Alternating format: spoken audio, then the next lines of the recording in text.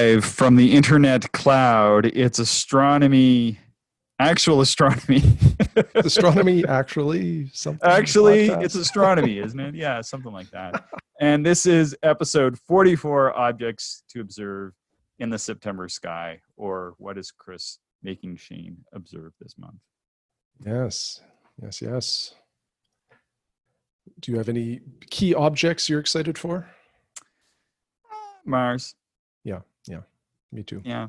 And I'm pretty excited. We have lots of followers. We have 50 followers now, and we passed over 4,000 downloads last night sometime. Yeah, that's crazy. This thing is getting, more attention than I ever thought it would, to be honest. I thought you and I would just end up talking about astronomy, recording it, putting it on the internet, and maybe just a couple family friends would listen to it. But yeah, we do have family and friends listening.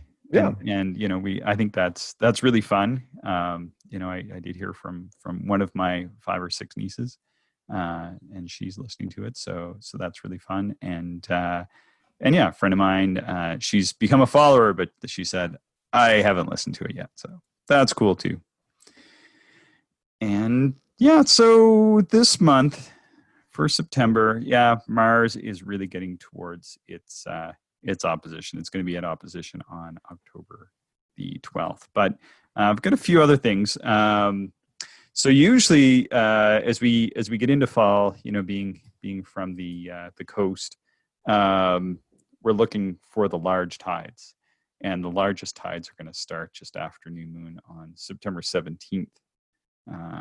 So I'll be curious to hear. My parents always give me the tide report when I give them a call. And then Mercury is going to be at its best evening apparition, but for the southern hemisphere, it's pretty tough to get. It's usually very horizon hugging. But I don't know. I didn't look at the planetarium software. It might be easier. And Venus remains very high and well placed in the morning twilight. It's going to be about 4 degrees from the moon on the 14th of September. So that's going to be pretty cool. So that's going to be in the morning sky, probably around 4 or 5 a.m. You can see the moon passing by Venus.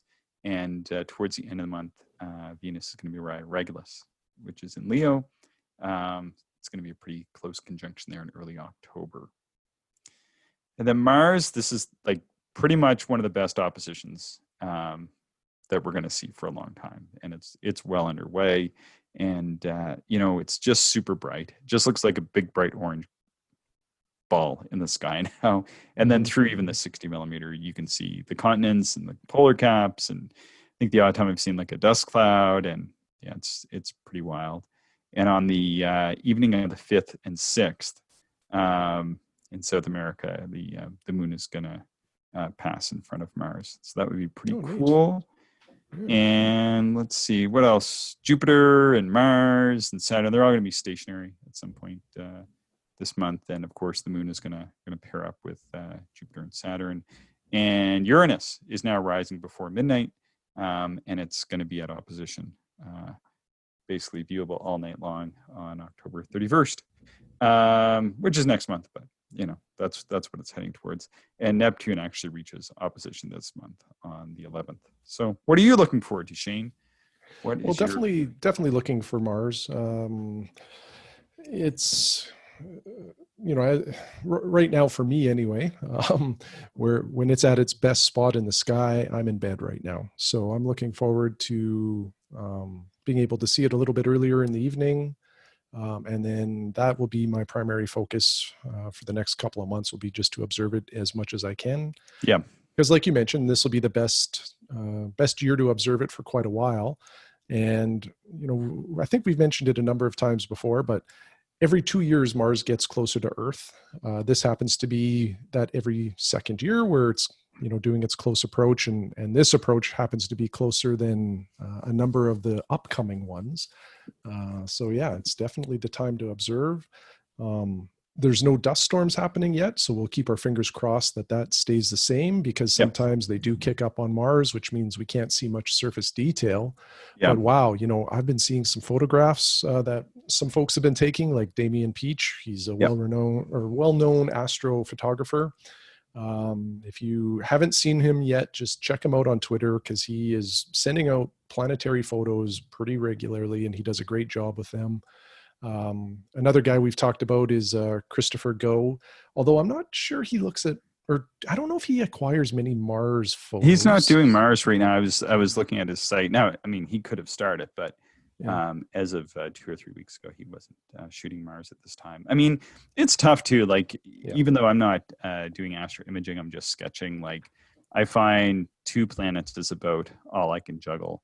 So I'm doing Mars and Venus right now, because good Mars and Venus oppositions are actually quite rare, and we're going through two of the best that you can get right now.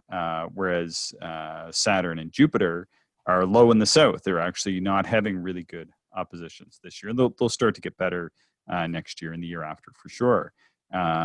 So the idea of staying up late observing Jupiter and Saturn, and then trying to turn around and do Venus and Mars in the morning sky is a little bit too much for me. If I wasn't working, I would, like, that would be no problem. But like I said, and even teaching classes on top, and doing a course and doing some other stuff, like there's only so much time in the day, even when you're staying up half the night.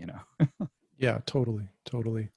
Another thing I'm excited for, but I don't know if it will happen, is for new moon in September. I'm really hoping to get down to our favorite place to observe, which is Grasslands National Park.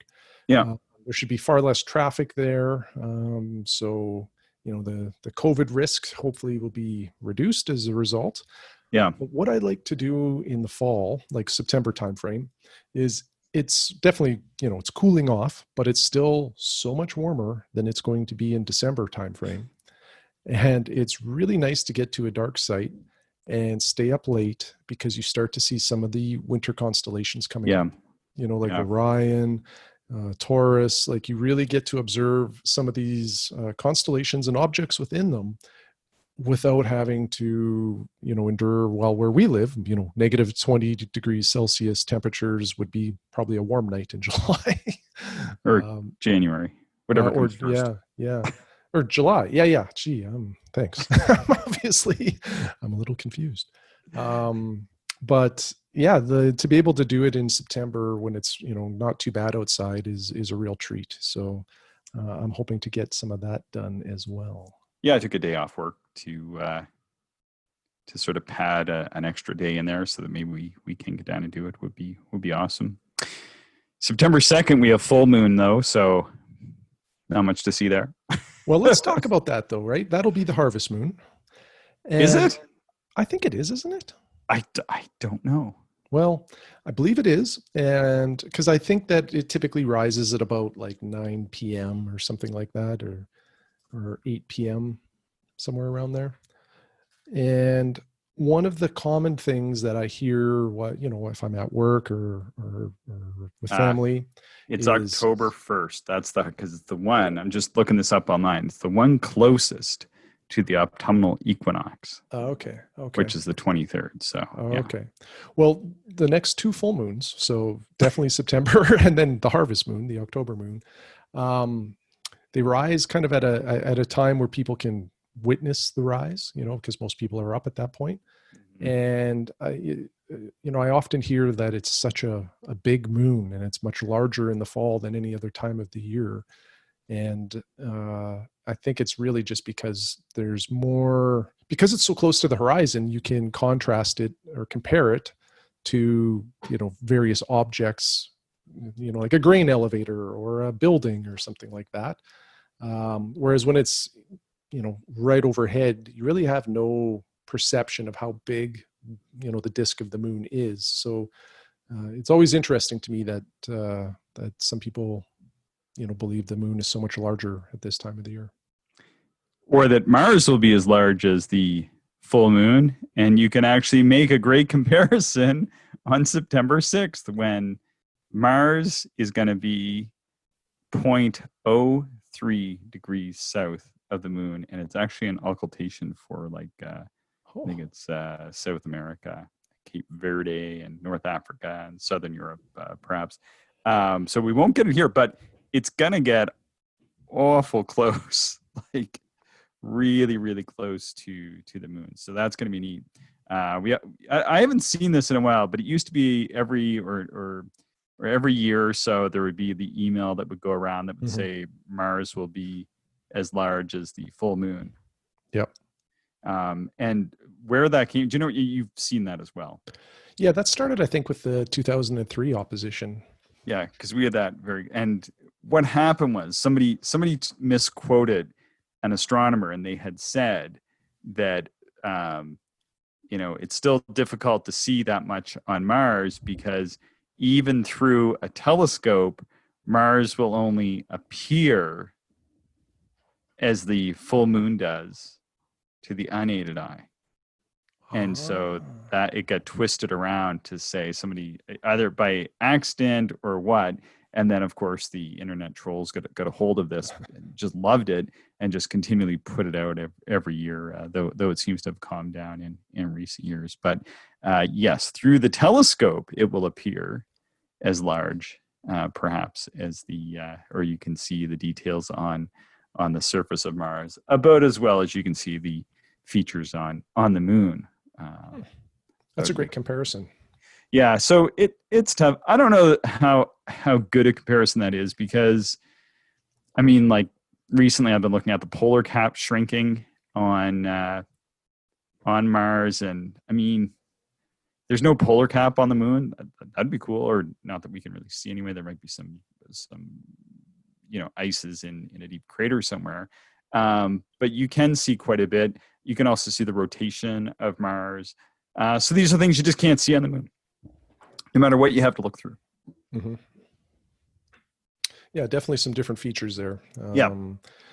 Uh, but what is kind of interesting about that comparison is Mars, similar to our moon, has some dark regions on its surface. Mm-hmm.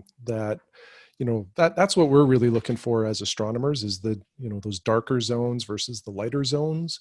And then the polar caps, of course, are fairly distinct and unique when it comes to looking at Mars. But like Syrtis Major really reminds me of some of the mares of the moon. Those dark regions. Yeah, it does. Yeah, it does for sure. The North Polar Cap though is tough right now because it's around northern winters, so it's tilted away. The South Polar Cap though sits way out in the desert, just depending on which night you're looking at. And I noticed that yesterday morning it was close to the limb, but earlier in the week it was way out, or maybe a week ago it was way out in the desert, just because I think it sort of sits a little bit off the pole anyway. Remarkable. It's just amazing to be watching that. So over the past couple months as I've been watching, you can actually detect that the South Polar Cap is shrinking quite a bit. Well, that's pretty cool. See Yeah. see a season changing on another planet. Yeah. It's pretty neat, I think, especially during these times when things seem so challenging in our own lives. Yeah, for sure. So let's see. Uranus is going to be 3 degrees north of the moon on September 7th. So that'll be a good chance to see it, although the moon is just about, well, it's just past full, but it's only 5 days past full. So it's going to be like a 3/4 moon, but could be a good opportunity to try to hunt down Uranus, because Uranus is fairly bright. I think it uses around 5.7 or something like that. So could be an opportunity to see it there. Have you seen Uranus through your own telescopes yet? Well, many years ago, when I had an 8-inch Dobsonian, I observed it a few times and was able to pull out some of that color of Uranus. It's hard to really distinguish. There's a little bit of a disk there, but it's really hard to see. You could mistake it for a star quite Yeah. easily. I've never tried it though with any of my current refractors that I have. So I'd like to try both Uranus and Neptune through my refractors to see what it looks like. Yeah. And it'll be up, pretty high around the midnight hour or so. So you should have a good chance at that. Mars is stationary on the 9th. So few of the planets are stationary. Jupiter is stationary on the 13th, and Saturn is stationary the 29th of September. And what happens is that the planets are in orbit around the sun, and we are also in orbit around the sun. And as we kind of catch up to these planets, because they're planets that are outside of our orbit or outside of Earth's orbit, making them superior planets. As we go past them, they sort of appear to stand still against the background stars. That's interesting. Yeah, I'm not going to get into about that. too much more of that, but if people are really paying close attention, they might see that. And of course, when early people saw this, it especially with Mars, it's quite apparent. Created sort of the problem of the planets, which took quite a long time till Tycho Brahe made his observations, and then eventually Kepler got his hands on them and was able to kind of sort it out around the turn of the sort of 1600 time frame. Very interesting. Let's see. September 14th, the moon and Venus are going to pair up. Venus is going to be 4 degrees south of the moon. The moon is just a thin sliver of a crescent that night. I think that'll be worth getting up for. I think you should get up that morning. I'm gonna make Shane get up and observe. Good luck with that. But I do like a very slim crescent moon. I think they're very aesthetically pleasing. They're quite beautiful. And the neat thing is, like, you just need your eyes for that. Although telescope and binoculars are pretty cool too for the thin crescent. Yeah, there's also a double shadow transit on Jupiter, which I think would be around midnight our time. I should have looked that more closely. But starting on the 15th, though, we have this zodiacal light that's going to be visible. I don't know how they get it down to like a certain day, because I looked up last year's and it was like the 17th or something like that. And I was like, what's the difference between last year and this year? Don't know. I guess it's because they line it up with the new moon, more or less. So I don't know. You ever talked about zodiacal light? No, I don't think we have. So do you want to explain it? Well, I need to look it up so I get the details. Basically, right. Go for it. Interstellar, right, interplanetary dust, really is what it is. And so the solar system is essentially, if we think about it in one way anyway, like a record. You have all the planets going around, and then in between and sort of floating around in that disk is also a lot of dust from like comets and asteroids that have impacted together, and maybe some leftover pieces of dust from the early solar system, and then that forms this disk. And so we have the zodiac and the basically the ecliptic, which is where the planets reside in. That's that disk, and it is sort of an imaginary line that cuts across the night sky. Of course, when you go out, you can't really see that line, but what you would be able to see on these nights starting in mid-September is a kind of triangle-ish of light, or kind of one way I like to think of it, it's almost like looking at Saturn's ring, but this is a ring around our whole solar system. A little bit hard to get your head around, but the angle of that is such that it kind of points up from the, let's see, it's going to be in the east before morning twilight until around October 1st. So if you're up in the morning and you can see this pillar, you need to be somewhere reasonably dark. Doesn't need to be the darkest place in the world, but you can see kind of this sort of oddly shaped pillar of light. And the great part now, and they don't say this in, or I don't say this in my notes, but because Venus is up, Venus is going to be in that pillar, because of course Venus is in the zodiac and the ecliptic, right? So, oh yeah, that's kind of a neat alignment. Yeah, that's one way to actually sort it out. Although Venus, by that point, is going to be so bright that might sort of overpower the zodiacal light. So people might stand a chance of seeing it. Yeah, and we've seen it before. So we live in a city of I don't know, it's 200 to 250,000 people, Mm. and we've seen it only driving maybe 10 kilometers or 20 kilometers outside of our city. Not super dark, still within a light pollution ring. Yeah, like a 15-minute drive. Yeah. Yeah, yeah, but we were able to see it a few times. Oh yeah. Yeah, no problem at all. Yeah, I think about the farm we've sometimes gone out to and Hmm. seen it. Yeah. New moon is on the 17th, so I think I took the 18th off. I think I took the 18th and 19th off. So be prepared for some observing reports. Yes, yes, and whew, I can't wait. I hope we get good weather because I really am craving some dark skies. Yeah, yeah, it should be good.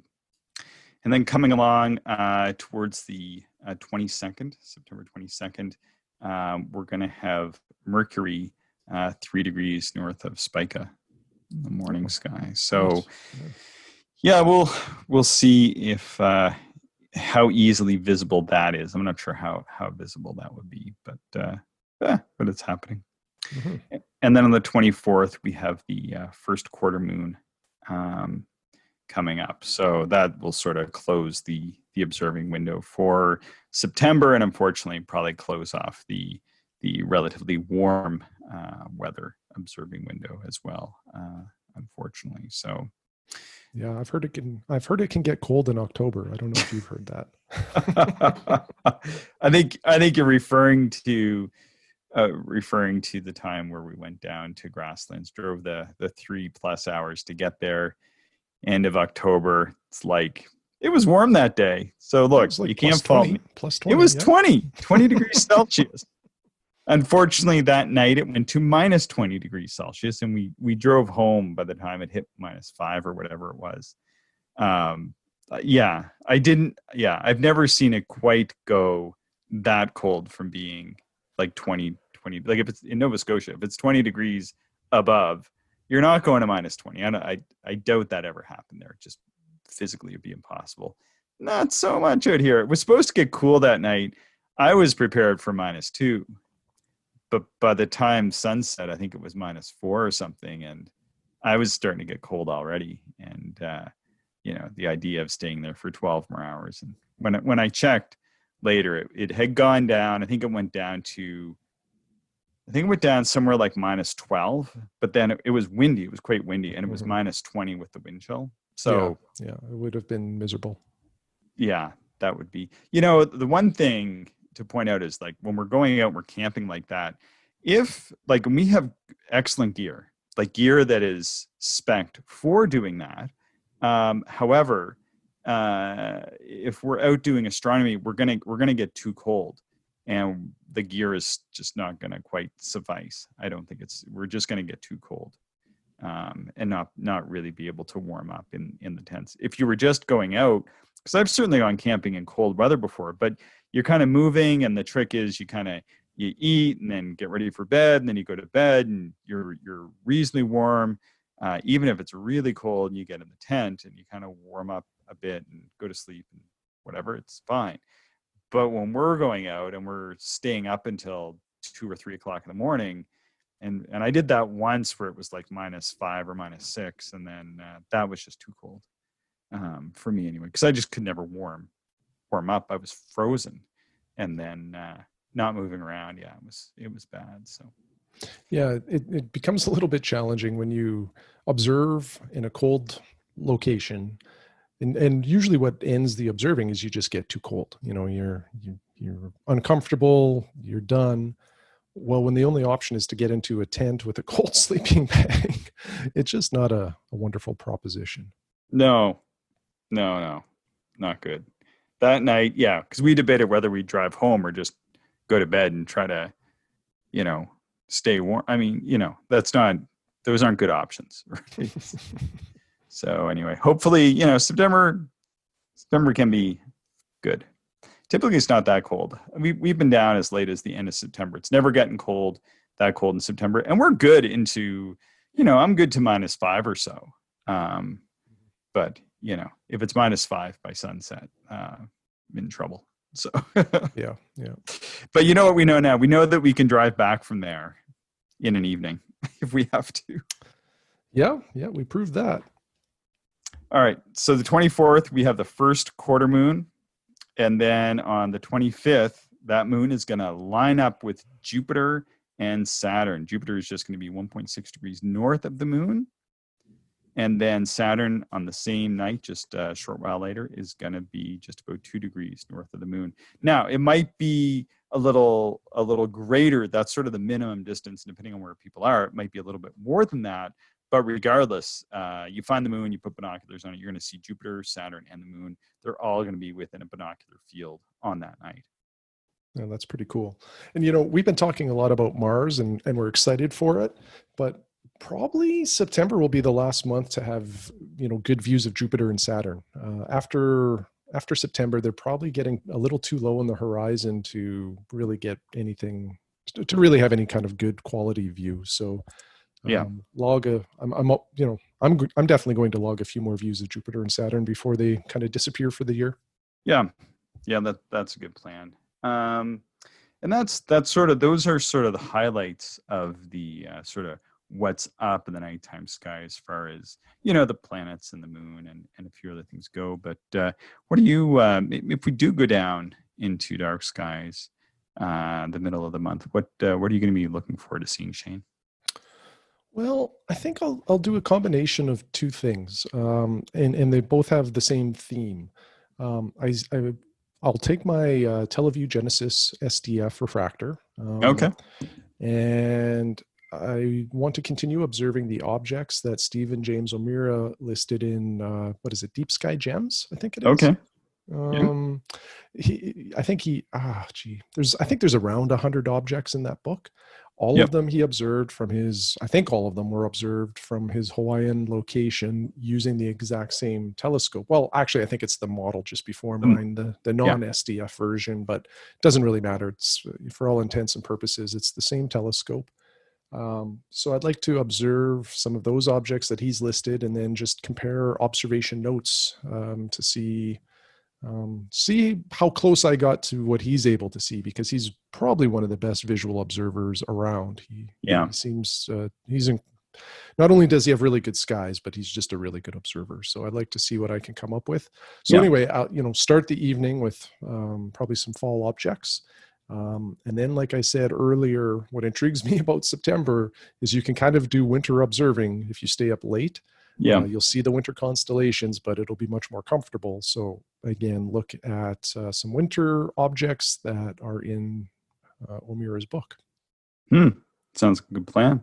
Yeah. How about you? What would you be checking out?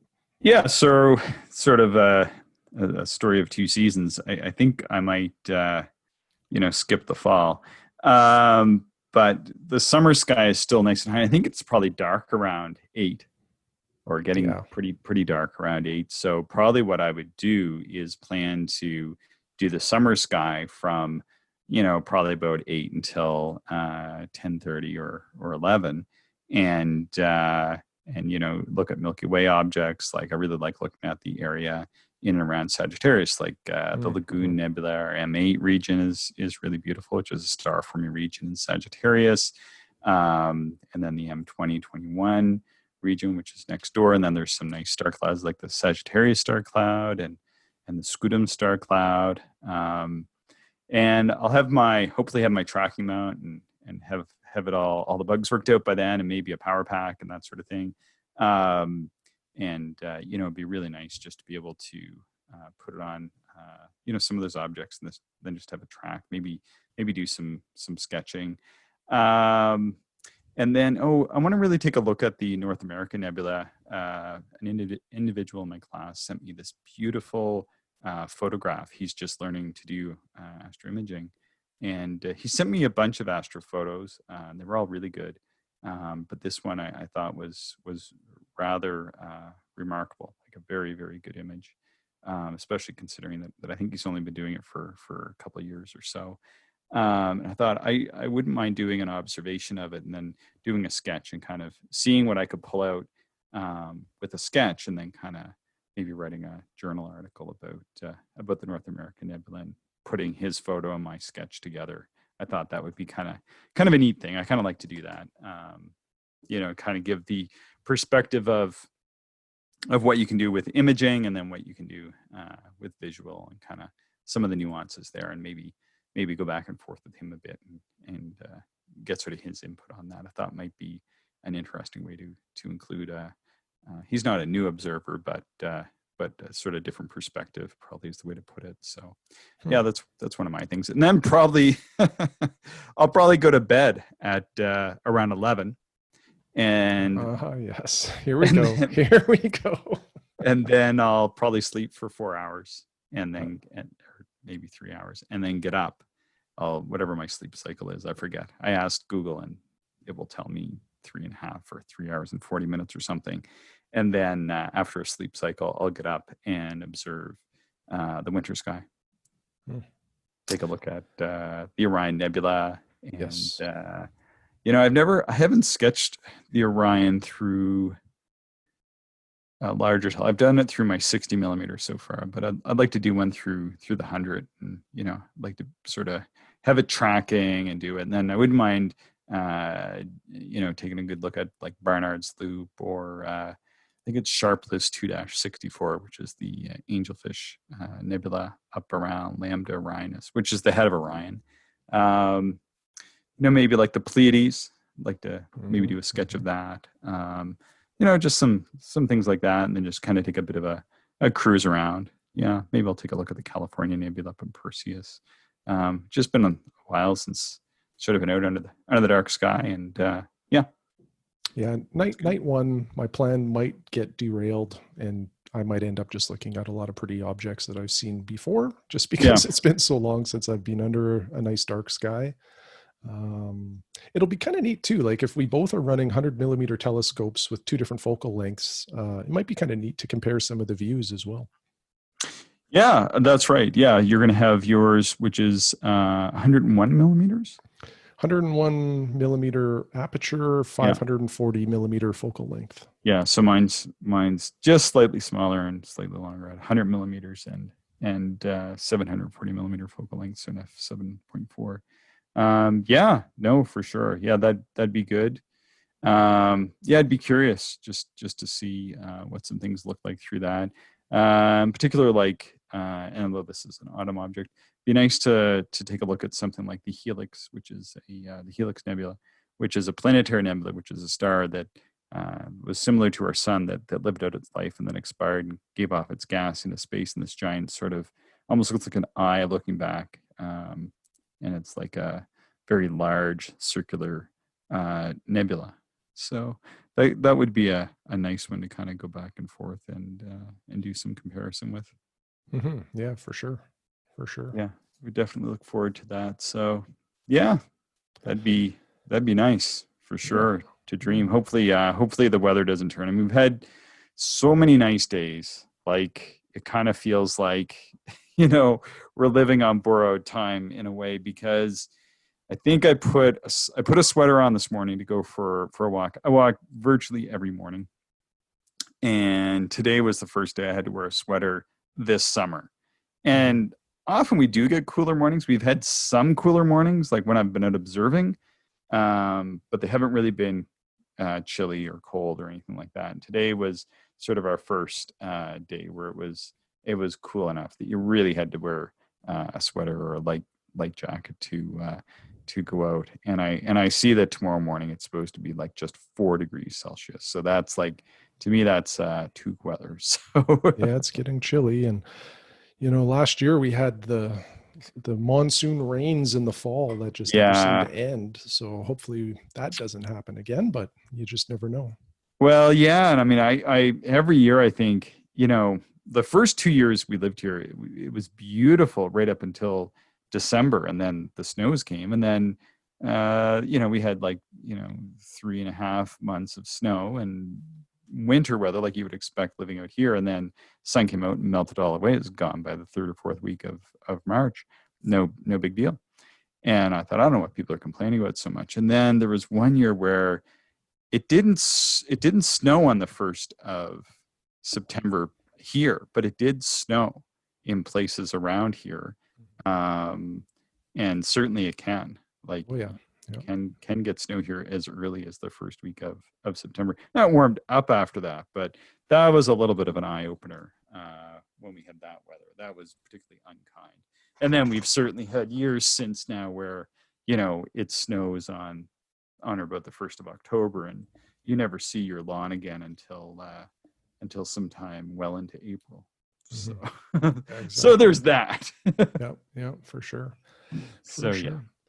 I have a little bit of a comet update for September as well. And Oh yes, well, you're it's not exciting. Don't get out of your chair. you It's don't not have like that. another Neowise I for us. don't. No. So Neowise is still visible, but dimming more and more every day.